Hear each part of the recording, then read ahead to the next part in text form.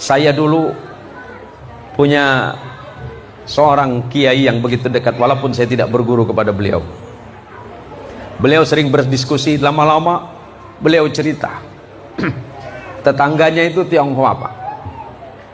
Saya juga, tetangga saya Tionghoa, kanan kiri tetangga saya Cina, Pak. Dan insya Allah jamaah banyak tahu bahwa rumah saya itu kanan kiri itu, ini Buddha, ini Kristen, yang di depan Kristen, yang di sebelah sana Buddha.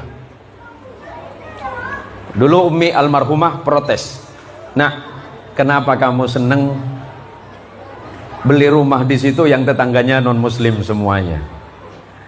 Jawaban saya sederhana, "Mi, pertama karena Allah mentakdirkan saya di situ.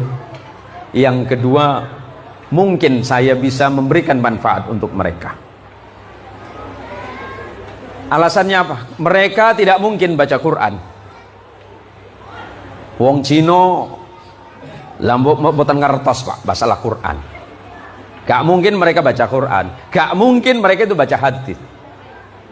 Tapi yang mereka baca adalah saya. Sebagai seorang muslim pasti dia membaca saya. Kalau saya baik menunjukkan sikap dan akhlak saya sebagai muslim, pasti mereka berkata, "Oh, ternyata Islam itu baik."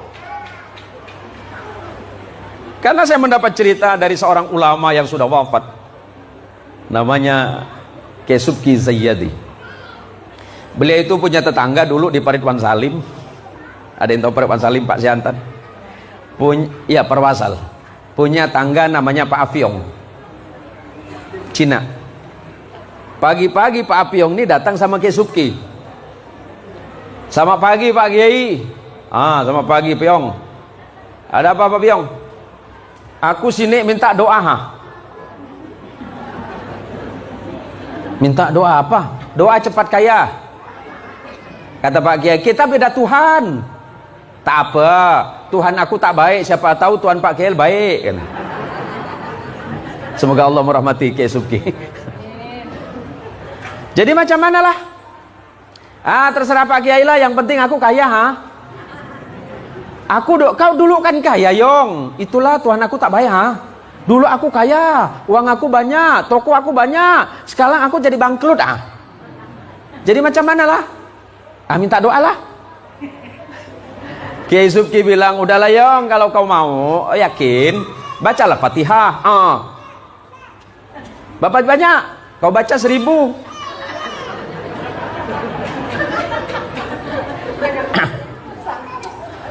Api yang tak tahu apa itu Fatihah, Kiai Subki tak tahu apakah Ayong ini percaya apa enggak. Api yang balik, Kiai Subki senyum, "Tak mungkin lah dia baca itu," kata Kiai kan. 2 tahun berselang, Pak Ustadz, Api yang datang. "Selamat sore Pak Kiai." "Sore? Kamu siapa ya?" Apiong. Apiong yang mana? "Dulu aku yang minta doa sama Pak Kiai." "Kau sekarang?" "Aku jadi kaya." Kiai bingung. Serius Yong? Kau dulu baca apa?" "Pak Kiai suruh aku baca Fatihah." "Iya, aku suruh baca 1000, kau baca, aku baca." "Macam mana kau baca?" Fatihah.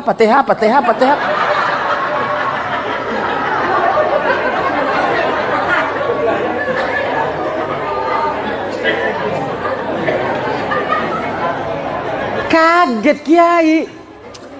"Serius Yong? Nah, aku jadi kaya. Masa Pak Kiai tak yakin sama Tuhan?" Apa kata kayak gedablekon gitu kan. Kiai yang ngajarin gak kaya-kaya, Cina yang diajarin kaya duluan.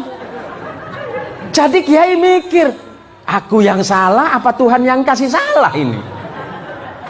Akhirnya dalam hati Kiai Subki Zayyadi berkata, "Ya Allah, Engkau maha pemurah. Mau seperti apapun orang meminta, Engkau pasti beri. Yang penting yakin." Nah, problem besarnya kita ini dari pagi, siang, sore, malam sampai ketemu pagi lagi, mboten sugi-sugi, mergo napa? Mboten yakin. Ora percaya sama Pak Kiai. Oh ditanya, Pak Imam doakan saya jadi orang kaya, balik ketawa dia. Dia seorang tak kaya gitu. Ya Allah, ini terjadi Pak. Ni'matani maghbunun fihima katsirun minan nas, as-sihat wal faragh. Ada dua nikmat manusia yang besar yang sering dilalaikan oleh mereka. Dan ketika nanti nikmat itu hilang, baru mereka berpikir bahwa aku membutuhkan keduanya. Pertama, sehat. Kedua, sempat.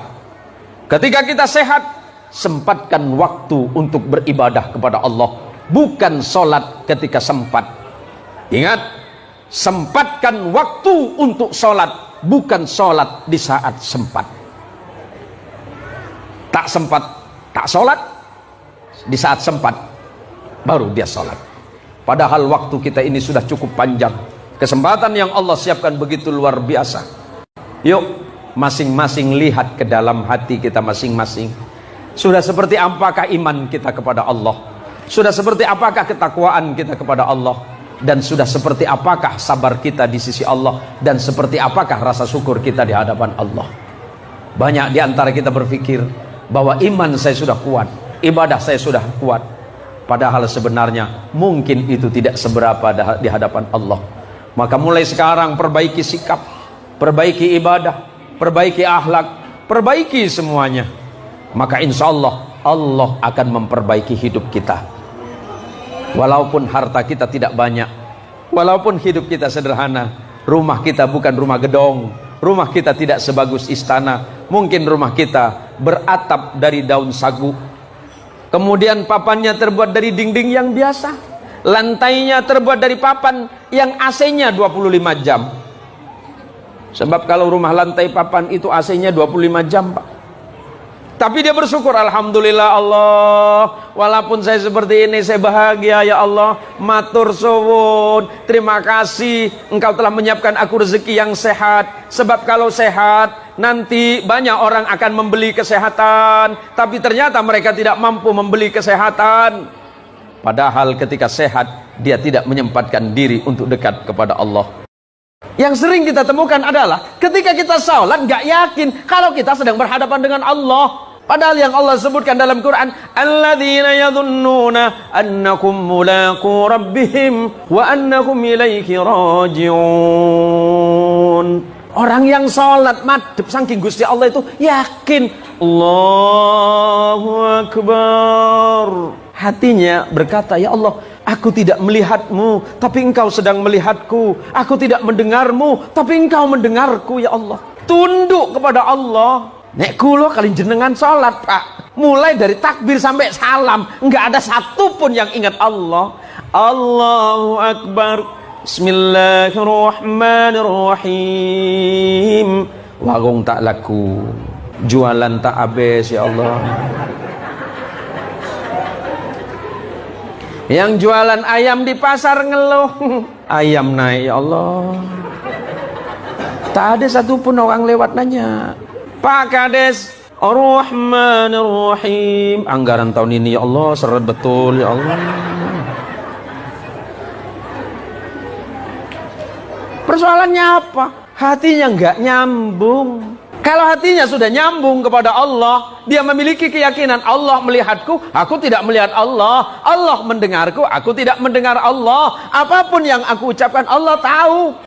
Kadang-kadang kita ini sebelum sholat problemnya banyak. Problem yang banyak di luar sholat, dibawalah ke sholat. Sama dengan ibu-ibu yang kehilangan dompet. Ibu yang kehilangan dompet sebaiknya nggak usah datang sama dukun. Dukun itu suka bohong. Tapi ibu sholat insya Allah ketemu dalam sholat. Dompet yang hilang, Allahu Akbar, alhamdulillahi rabbil alamin, Ar-Rahmanir-Rahim, Maliki yaumiddin. Mulai merayau pikiran, tadi aku dari pasar, mampir mana ya? Oh, akhirnya dompet ketemu waktu waladhdallin. Di mana? Aku taruh di atas lemari. Persoalan hidup dibawa dalam sholat. Bagaimana Allah akan mengeluarkan kita dari persoalan? Nah sekarang kita belajar saja bahwa dari awal takbir sampai akhir salam kita belajar khusyuk. Apa itu khusyuk? yang penuh dengan ketenangan, penuh dengan ketawadhuan, penuh dengan kerendah hatian kepada Allah, penuh penyerahan diri kepada Allah. Ya Allah, salatku tidak sempurna ya Allah, salatku tidak sebaik itu ya Allah, salatku tidak sebaik Nabi, salatku tidak sebagus sahabat, salatku tidak sesempurna ulama dan para walimu, salatku ini seperti ini ya Allah, tolong terima ya Allah. Allah pasti menerima. Kadang-kadang ada yang malah ngomong gini, ngapain sholat? Ngomong sholat aja nggak kaya-kaya. Atuh ibu, kia ta ibunya. Sholat kita ini sholat dari takbir sampai salam nyaris tidak ada satupun yang ingat kepada Allah. Nah mulai sekarang kapan kita ingat? Paling tidak waktu takbir, takbiratul ihram, takbir yang pertama, sedangkan takbir berikutnya disebut dengan takbir intiqal. Takbir kenapa yang pertama disebut dengan takbiratul ihram? Sebab takbiratul ihram adalah takbir yang mengharamkan mengingat selain Allah di dalam sholat. Ada batas pun Anda sudah sholat, yang wajib Anda ingat hanya Allah, bukan mengingat kepada yang lain.